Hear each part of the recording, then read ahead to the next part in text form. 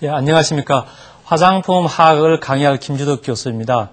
지난 시간에는 여러분들이 그 화장품에 사용되는 기초 원료에 관한 것을 주로 이야기를 하였습니다만, 오늘은 여러분들이 그 기초 원료 외에 첨가제 원료와 화장품의 그 기술, 3대 기술이라 하는 가용화, 유화, 분산의 위주로 여러분들이 강의를 하겠습니다. 그럼 먼저 향에 관해서 여러분들이 강의를 하겠는데, 향은 여러분들이 지금 화장품에서 가장 중요하죠. 여러분들이 화장품을 맨 처음에 살 때 용기를 가장 먼저 보고, 그 다음에 뚜껑을 엮고 향을 맡고, 그 다음에 사용감을 보지 않습니까? 향은 여러분들이 화장품에서 아주 중요한 역할을 하고 있죠. 그러면 향에 관해서 설명을 드리도록 하겠습니다. 우리 향은 우리가 화장품을 보면은 향장품이다고도 이렇게 이야기를 하는데, 우리가 향장품이라 그러면은 이 향장이라는 뜻은 일본 말이거든요. 화장품과 향수를 취급하는 그런 의미를 담고 있습니다. 그래서 화장품에서 나는 향기는 내면의 아름다움을 줄 수 있다. 이거죠. 여러분들이 화장품의 향은 아주 여러분들이 은은한 향을 좋아하잖아요. 그래서 이는 대체적으로 보면은 이는 고가 화장품과 저가 화장품의 차이가 뭐냐면 이 향의 차이가 상당히 큽니다. 그래서 화장품에서 이는 가능한 고가 화장품들은 이는 내면의 아름다움도 훨씬 더 많이 줄 수 있는 그런 향이다, 이렇게 생각을 하시면 되겠습니다. 그 다음에 향의 또 하나의 용도는 뭐냐면은 원료의 나쁜 냄새를 갖다가 마스킹을 해준다. 여러분들이 지난 시간에 화장품의 원료의 조건 중에 하나가 냄새가 적어야 된다 그랬죠. 원료가 냄새가 너무 많이 나면은 아무리 좋은 향을 였더라도 그 냄새를 날 수 없겠죠. 그래서 화장품의 향은 이는 나쁜 냄새를 마스킹 해준다. 마스킹은 뭐냐면 가리다는 어떤 그런 의미를 담고 있죠. 화장품의 향뿐만 아니라 우리가 일반적으로 향은 천연향과 합성향료로 나눕니다.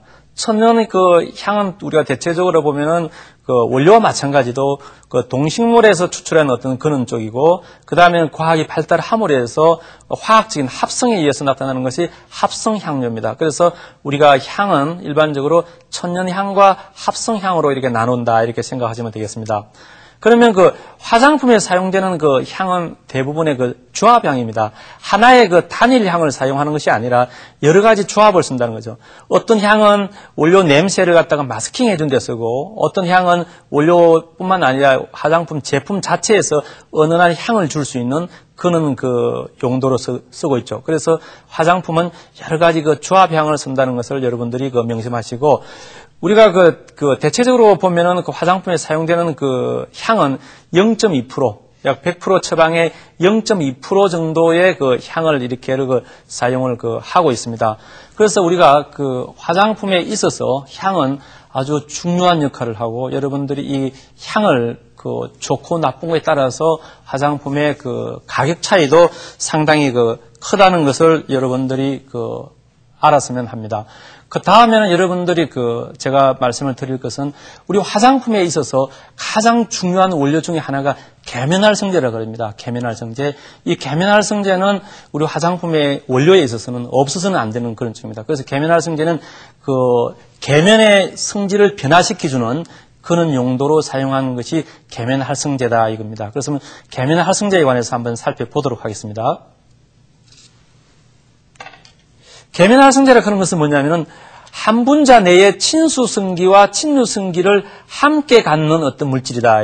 그러니까 물과 기름의 경계면, 즉 계면의 성질을 변화시켜 줄 수 있는 특성이 있다, 이렇게 되어 있습니다. 여러분들이 계면활성제는 뭐냐면 물하고도 친하고 오일과도 친하다는 겁니다.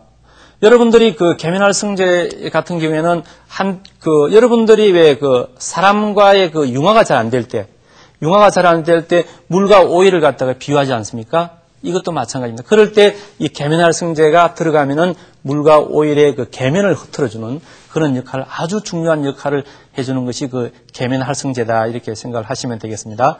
다음은 계면활성제 구조를 보면은, 여러분들의 계면활성제 구조를 제가 앞에서 이제 설명을 드렸는데, 요는 꼬리 부분은 친유기, 오일하고 친할 수 있는 부분이고, 요는 머리 부분은 친수기, 물하고 친할 수 있는, 그래서 우리가 이런 일종의 양친매성, 양쪽에 다 친할 수 있는 그런 그 용도를 갖고 있죠. 그래서 우리가 용도를 보면은 그 유화제는 뭐냐면은 제가 나중에 다시 설명을 드리겠습니다만은 물하고 오일하고 혼합될 때 그때 그 계면활성제가 들어가는데 그때로 유화제를 그러고 그다음에 물에 잘 녹지 않는 난용성인 물질을 갖다가 용해시키는 가용화제, 그다음 분산제, 서변제, 대전방지제, 여러분들이 정전기가 발생을 할 때 사용되는 이런 대전방지제, 이런 용도로 그 계면활성제는 이런 그 화장품뿐만 아니라 여러 가지 용도로도 많이 사용되고 있습니다. 그래서 우리가 계면활성제에 대해서 그 구조와 앞에 그 설명을 드렸습니다만은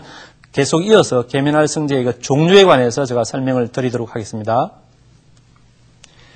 우리 계면활성제 종류를 보면은 계면활성제가 물에 용해를 했을 때 이온이 양이온이냐 음이온이냐 비이온이냐 따라서 네 가지로 분류할 수 있는데, 먼저 물에 용해되었을 때 그 양이온을 띌 때 플러스 이온이죠. 플러스 이온을 띠는 계면활성제를 우리가 양이온 계면활성제다 이럽니다. 그래서 이거 같은 경우에는 피부 자극이 상당히 강해서 상당히 조심스럽게 다뤄야 된다는 겁니다. 그래서 용도는 보면은 정전기 방지와 유연 효과, 그래서 보면은 헤어 린스나 헤어 트리트먼트로 주로 많이 그 사용되고 있는 것이고, 그 다음에는 그 음이온 계면활성제, 물에 용해되었을 때 마이너스 이온을 띠는 겁니다. 이런 계면활성제는 세정력이나 기포력이 상당히 우수합니다. 그래서 화장 비누나 그 바디 클렌저, 세제, 여러분들이 가루 비누 있죠. 그런 쪽은 대부분에 있는 음이온 계면활성제입니다. 다음은 이 양쪽성 계면활성제, 물에 용해되었을 때 플러스 이온과 마이너스 이온을 동시에 띠는 그런 계면활성제인데, 이거 같은 경우에는 주로 베이비 제품이나 저자극 샴푸나 클렌저 제품에 주로 많이 이용을 하고 있고, 그 다음에는 그 비이온 계면활성제, 물에 용해되었을 때 이온을 띠지 않는 것이 그 비이온 계면활성제입니다. 비이온 계면활성제는 계면활성제 중에 그 피부 자극이 가장 적죠. 그래서 그 화장품에 주로 많이 이용되고 있는 그런 그 원료입니다. 그래서 우리가 그 화장품에 있어서는